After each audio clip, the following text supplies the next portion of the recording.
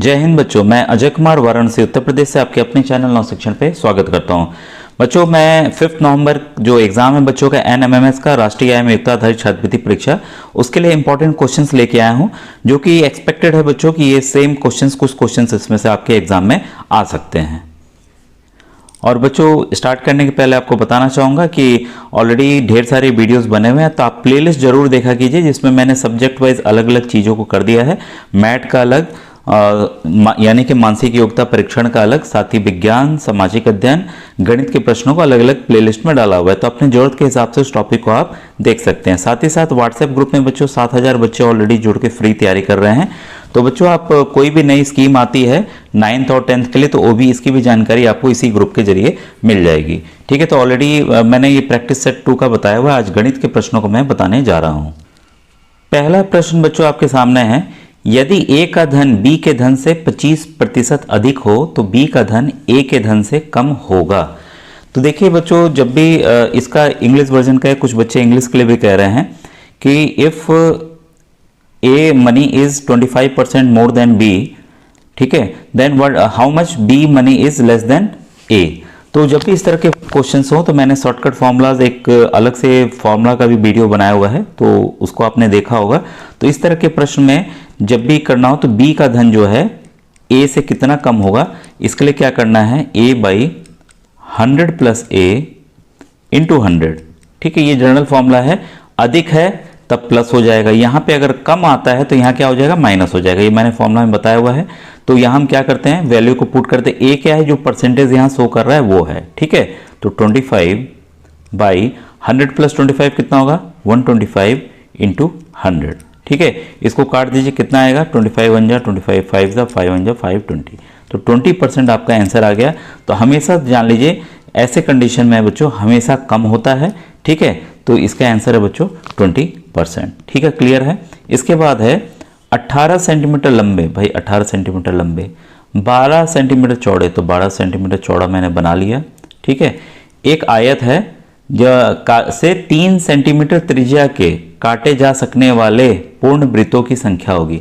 अब देखिए, कोई भी वृत्त है, सर्किल है, रेडियस त्रिज्या बोल रहा है कितना है आपका, 3 है, तो भाई उसका डायमीटर कितना होगा, 3 3, टोटल 6 होगा।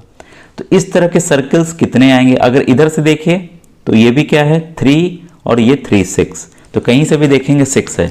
अब अगर आप इसके ब्रेथ की बात कर रहे हैं बच्चों, तो ब्रेथ जो है वो है आपका 12 सेंटीमीटर, लेंथ है आपका 18 सेंटीमीटर। तो ब्रेथ में हम देखें तो ब्रेथ में कितने सर्किल आ सकते हैं, भाई एक सर्किल का 6 है तो दूसरे का कितना होगा, भी 6 होगा, तो 6 6 12 होगा, यानी कि बस 2 सर्किल आ सकते हैं। ठीक है, इसका 6 इसका 6, 12 हो गया। अब इधर की बात है कि इतने कितने सर्किल आएंगे, तो हमने देखा कि इधर किया है 6 है, तो इसको 6 से डिवाइड कीजिए, 6 1 6 6 3 जाएगी, मतलब 3 सर्किल ऐसे आएंगे। तो मैंने तो ऐसे आइडिया से बनाया था, तो आपको पता चल गया कि कितने कितने सर्किल आएंगे, 1 2 3 4 5 6। ठीक है, तो टोटल जो आएंगे 6 आएंगे, तो 162 का बच्चों इसलिए पहला ऑप्शन सही है। ठीक है, अब ये देखिए, यहाँ पे x की वैल्यू, y की वैल्यू, z की वैल्यू दे दी गई है, और पूछ रहा है x cube, y cube, z cube का मान क्या होगा। तो बच्चों इसमें देखिए, अगर हम, आपको पता होगा x plus Y plus Z का होल क्यूब का फॉर्मूला ऑलरेडी पता है, काफ़ी बड़ा होता है, तो यहाँ लिखूंगा स्पेस लेकर फिर से, और समय भी हमारा नुकसान होगा। तो उसमें एक चीज़ आके, एक संख्या जो है वो मल्टीप्लाई होती है, x plus Y plus Z, X plus Y plus Z. ठीक है, तो इसको हम क्या करते हैं कि इसकी वैल्यू को डाल देते हैं, तो यहाँ हम डालेंगे 11 माइनस 7 माइनस 4, कितना आ जाएगा, 0। तब एक कंफर्म हो गया कि x plus Y plus Z 0 है। इसलिए जो फॉर्मूला जो बेसिक है हमारा, X cube plus Y cube plus Z cube बराबर क्या हो जाएगा, अगर ये कंडीशन आ रही है 0, हो जाएगा 3xyz। बस हमें कुछ नहीं करना है, xyz की वैल्यू पुट कर दीजिए। ठीक है, और उसको आपस में गुणा कर दीजिए, तो आंसर आ जाएगा आपका 924। तो इसलिए बच्चों इसका ऑप्शन नंबर 1 सही है। ठीक है, तो फॉर्मूला बच्चों अगर एक एक बताने चलेंगे तो ये आज के जो वीडियो के मैं 20 प्रश्न आपको बताना चाहता हूँ वो नहीं हो पाएंगे। ठीक है, अब देखिए क्वेश्चन नंबर 164 है आपके सामने। तो ये देखिए 5 के पावर जो है दिया है 3x प्लस 4 फिर 25। जब भी इस तरह के प्रश्न हो बच्चों, बराबर के दोनों तरफ, मान लीजिए यहाँ 5 दिख रहा है तो 5 ही 5 दिखना चाहिए। तो कोई और संख्या नहीं होनी चाहिए। ठीक है, तो जब भी आपको हल करना है तो इसको हम क्या करेंगे कि 25 को हम कैसे लिख सकते हैं, यहाँ देखिए यही संख्या अलग है तो ये संख्या अलग है, तो हमें क्या करना है कि 25 को हटाना है, 5 के फॉर्म में लाना है। तो आपको पता है 5 का स्क्वायर कितना होता है, 25 होता है। ठीक है, तो इसको हम ऐसे लिख लेते हैं, ये वाला हिस्सा बस कर रहे हैं हम लोग, 5 का square into 5 to the power 4x minus 1। अब आपको पता है ये नियम कि जब भी सेम बेस हो, यहाँ देखिए सेम बेस है, बेस सेम है, तो इन दोनों को हम प्लस कर लेते हैं, a to the power m plus n। ठीक है, तो यही हम चीज़ यहाँ पर अप्लाई करने जा रहे हैं। इनके पावर्स को हम प्लस कर लेते हैं जो अभी मैंने लिखा था, तो 4x माइनस 1 और 5 के ऊपर 2 था तो प्लस 2 कर दें, तो ये कितना आ जाएगा आपका 4x माइनस 1। ठीक है, 4x माइनस 1, ये आ गया 5 का पावर, यहाँ 5 लिख दूँ। अब इस वाले को हम लिख सकते हैं 5 का पावर ऐसे 3x प्लस 4। ठीक है, क्लियर। अब देखिए नियम आपको पता है, ये भी पता है कि अगर बेस सेम है और ये दोनों इक्वल हैं, इस केस में पावर भी एक दूसरे से इक्वल होंगे। ठीक है, तो पावर को हम इक्वेट कर दे रहे हैं, तो इसको हम कर लें 3x, हम पूरे को लिख लेते हैं बल्कि 3x माइनस 4x, इसका 4 इधर आ जाए, प्लस 4 कर लें, अच्छे पहले वाला लिखते हैं प्लस 4, फिर आया था हमारा 4x माइनस 1 प्लस 2। ठीक है, यही आया था। अब हम क्या करते हैं, x वाले को x की तरफ ले आए और संख्या वाले को संख्या की तरफ ले जाते हैं, तो पता है इसका चिन्ह क्या हो जाएगा, माइनस हो जाएगा। ये है -1 प्लस 2 और ये चला जाएगा उधर तो -4 हो जाएगा। ठीक है, तो ये कितना हो गया -x बराबर, और ये हो जाएगा आपका -3, दोनों तरफ माइनस से मल्टीप्लाई कर दिए, क्या हो गया x बराबर 3, तो x की वैल्यू हमारी 3 आ गई। तो यहाँ देखिए कन्फ्यूज़न के लिए जब भी ऐसा होता है बच्चों कि आपको कंफ्यूज करने के लिए माइनस और प्लस दोनों ही चीज़ें रहती हैं, तो इसमें आपको कंफ्यूज ना होना है, अपने को क्लैरिटी रखनी है, तो आंसर क्या आएगा 3 आएगा। तो इस तरह से इस प्रश्न को हल करेंगे। एक वीडियो मैंने पावर वाले जो है उसके शॉर्टकट फॉर्मूलाज बताए हुए हैं कैसे करना है, तो उसको आप प्लेलिस्ट से जाकर देखेंगे तो आपको बच्चों मिल जाएगी। ठीक है, तो हमें देखिए यहाँ निकालना है x³ प्लस 1/x³ की वैल्यू निकालनी है। ठीक है, तो इसको हम कैसे करेंगे, इसको करने के लिए बच्चों थोड़ा सा मैं स्पेस ले लूँ, आपने क्वेश्चन देख ही लिया होगा तो आपको समझ में आएगा। तो इसमें देखिए क्या करना है, इसी का हम होल क्यूब लेंगे, x प्लस 1/x, इसका हम होल क्यूब ले रहे हैं। ठीक है, तो a³ प्लस b³ का आपको फॉर्मूला पता होगा, तो a³ प्लस b³, b³ यहाँ क्या है 1/x है, तो उसका क्यूब प्लस 3ab होता है, तो 3x इंटू 1/x, यहाँ मैं मल्टीप्लीकेशन साइन नहीं लगा रहा हूँ, ब्रैकेट a प्लस b, तो x प्लस 1/x। ठीक है, अब इसे हमें सॉल्व करना है। ठीक है, तो ये ऑलरेडी देखिए दिया हुआ है 4 है, तो हम क्या करेंगे 4 का क्यूब ले लेंगे, 4 का क्यूब बराबर x³ को ऐसे ही रखें, कटेगा नहीं, 1 प्लस 1/x³, x से कट गया। ठीक है, अंदर क्या बचा आपका x प्लस 1x, तो x प्लस 1x ऑलरेडी 4 है। ठीक है, तो हम क्या करेंगे 3 के साथ उसको मल्टीप्लाई कर देंगे, तो कितना आ जाएगा 12। ठीक है, अब हमें देखिए यही निकालना है x³ प्लस 1/x³। ठीक है, तो 4 जा कितना, ये 4 का क्यूब कितना होता है 64 होता है। ठीक है, तो हम पलट के लिख दीजिए, कैसे भी लिख दीजिए 64, 12 को इधर लाएंगे तो क्या करना होगा माइनस करना होगा, तो इसको 64 में से 12 घटा दीजिए, कितना आ गया आपका 52। तो x³ प्लस 1/x³ की वैल्यू कितनी आ गई 52। तो इस तरह से बच्चों ये प्रश्न होना था, इसलिए ऑप्शन नंबर 1 इसका सही है।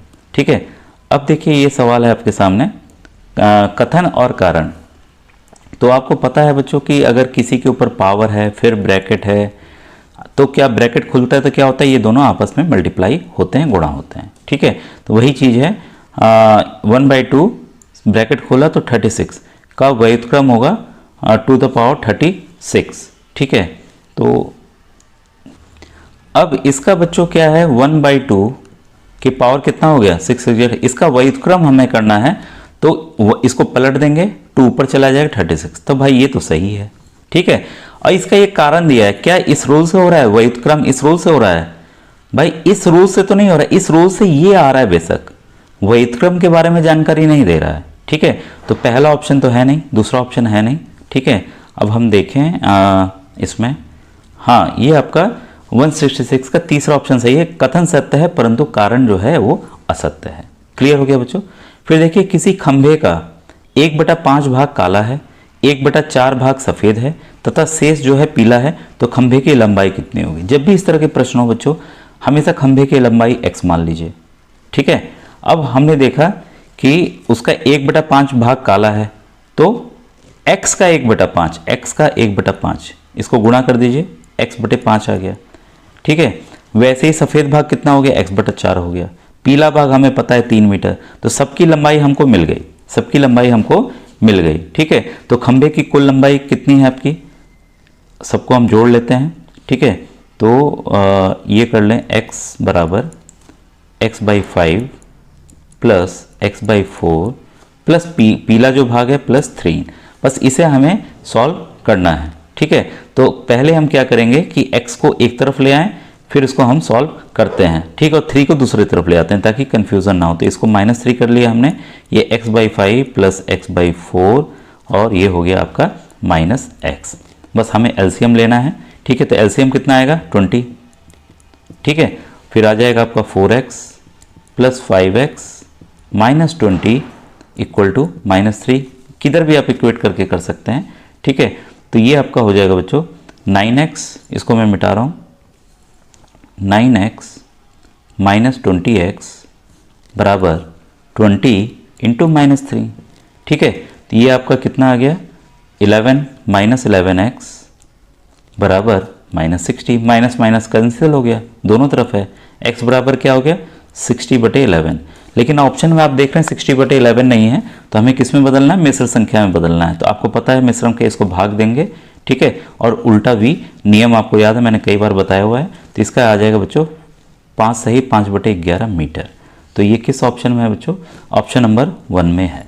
ठीक है, तो क्लियर हो गया तो किस तरह से इस सवाल को करना था। अब देखिए सवाल है, a की वर्तमान आयु b की दोगुनी है, b की दोगुनी है।